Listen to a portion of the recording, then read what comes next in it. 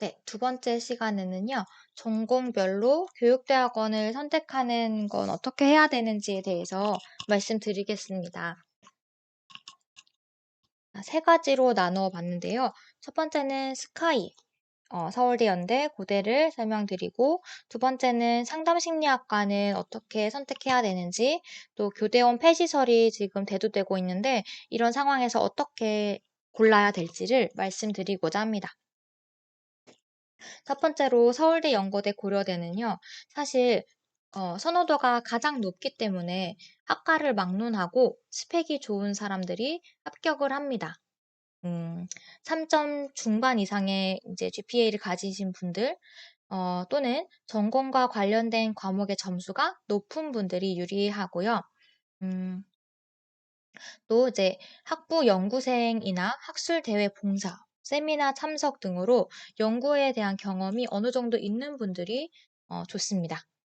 졸업 논문도 주제가 내가 지원하려는 전공과 비슷하다면 굉장히 가점을 받을 수 있고, 또 졸업 논문 작성 이제 과정에서 조금 서포트 해주는 역할만 했다 하더라도 그 경험을 자소서에 녹여서 쓰면 도움이 됩니다. 그런데 이 학부 성적은 아주 절대적인 조건은 아니고요. 뭐 2점 후반대나 3점 초반대라도 들어가신 분들이 있습니다. 합격하신 분들이 있어요. 근데 이분들은 아무래도 연구 경험이나 졸업 논문에서 좋은 점수를 받아서 또는 면접에서 이걸 잘 어필했기 때문에 합격하셨다고 볼 수 있습니다. 음, 굳이 이 세 개의 학교 중에서 가장 이제 이렇게 그걸 우열을 가리자면 아무래도 서울대는 가장 어렵습니다. 전공 시험도 있고 또 자소서도 굉장히 길게 자세히 써야 되는 어려움이 있고요. 그다음에는 고려대학교가 좀 선호가 됩니다. 왜냐하면 고려대학교는 교과 교육학과들이 많고 이제 학부에서부터 교육학부가 있기 때문에 좀 더 많은 이제 재학생들과 졸업생들 이런 전통이 있어서 고려대학이 좀 더 선호되고 연세대도 물론 좋습니다. 그런데 여기는 학부는 없고요.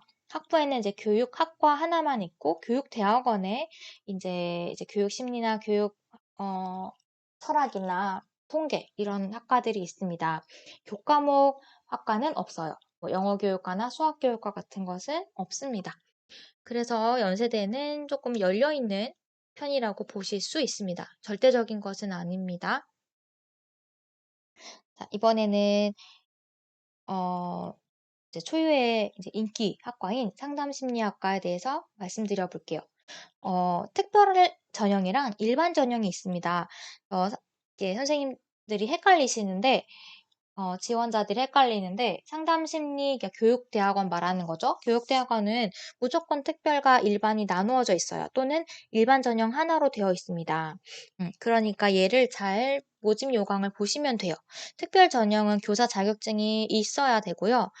그런데 일반 전형은 없어도 괜찮은 그런 전형입니다. 전공 과목을 몇 학점 이상 들었으면은 이제 어, 그런 걸 했다는 걸 증명만 하면 학점 은행제든 학위 과정이든 다 이제 지원할 수 있는 자격이 주어지는 거죠. 그런데 가끔씩 기독교 상담학이라는 학사 학위를 가지신 분들은 인정이 안 되는 경우도 있어요. 그러니까 반드시 지원 전에 학교에 문의하시기 바랍니다. 보통은 한 38학점 정도만 이제 이수를 하면 응시 가능한 것으로 알고 있습니다. 그리고 국민대랑 아주대가 인기가 많습니다.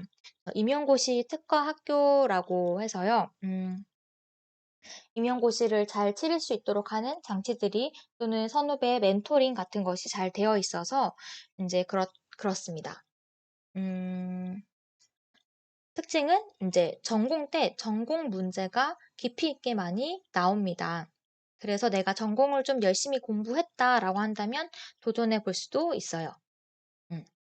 그래서 이제 예를 들면 아주 지방대거나 뭐 학점은행제거나 이런 사람들도 전공 실력이 있으면 국민대, 아주대를 노려보실 수 있겠습니다. 음. 어, 대부분 네, 제가 듣기로는 국민대, 아주대는 임용고시를 목표로 한 사람들이 많기 때문에 나이가 어린 학생들이 많은 편이라고 합니다. 그리고 이제 전공 면접 말고 인성 면접이 강조되는 학교도 있는데요. 한양대랑 숙명여대가 그렇습니다. 숙명여대는 성적이 50%, 면접 50%로 선발하기 때문에 성적이 보통 4.0 이상인 분들이 많다고 합니다. 그러니까 이제 성적이 좋은 사람들은 여기에 이제 지원을 하면 좋은 전략이 되겠죠. 내가 전공 공부를 할 시간이 없는데 학점은 좋아. 그러면 숙명여대가 적합하겠죠. 음. 그리고 뭐 영양교사 같은 경우에는 단국대가 졸업이 좀 수월하다고 하고요. 음. 그런 경향이 있습니다. 자, 국민대학교 아까 말씀드렸는데 여기 같은 경우에는 전공 실력만 있으면 된다고 했는데 사실은 인성도 갖춰야 됩니다. 왜냐하면 자소서 문항이 특이한 것이 있어요. 실천적 인성을 갖춘 미래지향적 교사가 되려면 어떻게 할 거냐라는 이제 문항이 들어있는데 그 문항에 답하면서 인성 면접을 다 커버하기 때문에 아마 면접에서는 전공만 물어보는 것으로 추측이 됩니다. 다음에는 이제 교대원 폐지설에 대해서 잠깐 말씀드릴게요. 양성 과정을 축소한다는 것인데요. 비교과 과목은 계속 유지를 한다는 것이 중요합니다. 상당 심리는 계속 뽑는다는 거예요. 이제 실기 과목도 그렇고요. 근데 이제 뭐 국어교사, 수학교사 이런 교사들은 점점 줄인다고 얘기하고 있습니다. 아직 확실히 된 건 없지만 계속 이야기가 나오고 있어요. 2020년도에 이렇게 이제 대학 역량을 진단 평가를 했는데 여기 보시면 A, B, C, D 등급이 있죠. 이 중에서 A, B 등급은 현행을 유지하거나 할 수 있는데 C, D, E가 나오면 다릅니다. C, D는 양성 정원을 감축해야 되고요. 즉 교원 자격증을 배부하는 인원을 줄여야 되고 E가 나오면 폐지를 해야 돼요. 근데 보면 양성 과정에서 꽤 많은 학교들이 지금 감축을 하거나 폐지를 하게 되었죠. 그리고 이거는 인제 다음 연도 21년도에 이제 다시 한번 본 건데 요거는 그 전해 했기 때문에 별로 이제 나오지 않은 거고 수치가 이번에 중점적으로 한 거는 전문대학을 포함시켰습니다.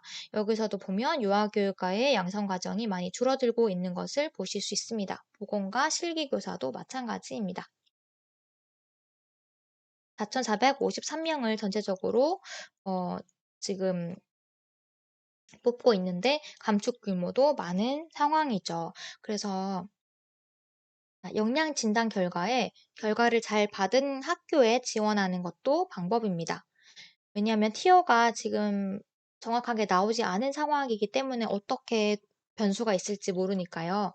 그래서 이렇게 자기가 원하는 학과에서 좋은 학교가 어디인지를 좀 확인하시고 여기를 중점적으로 좀 몇 개를 이제 정하셔서 어 이제 지원하는 것도 전략입니다. 제가 이거는 탑재를 해 드릴게요. 이 보고서는 탑재를 해 드리겠습니다. 그리고 우리의 전략은 어때야 되는가? 어 이제 우리가 24년, 25년 딱 두 번의 정도 기회가 남았습니다. 그러니까 26년에 폐지한다는 건 아닌데 일부를 폐지하거나 폐지를 시작하겠다라는 말이 있기 때문에 확실하게는 24, 25년에 합격하면은 깔끔하고 좋겠죠. 근데 대학원은 3월 입학은 많이 뽑는데 9월 입학은 뽑지 않는 것도 있고 인원이 굉장히 줄어듭니다. 특히나 양성 과정의 인원은 훨씬 더 많이 줄어드는 경향이 있기 때문에 우리는 크게 두 번의 기회가 있다고 생각하면 될 것 같아요. 올해 가을에 준비하는 거, 그리고 내년 가을에 준비하는 거예요. 그러니까 이게 폐지될까? 적어지면 어떡하지? 고민하지 마시고 일단 남은 기회에는 다 지원을 많이 해보고 열심히 준비해 보는 것도 어, 좋은 생각일 것 같습니다. 자, 세 번째 파트에 대해서는 이제 자소서와 학업 계획서인데요. 3부에서 제가 이제 설명을 이어가도록 하겠습니다.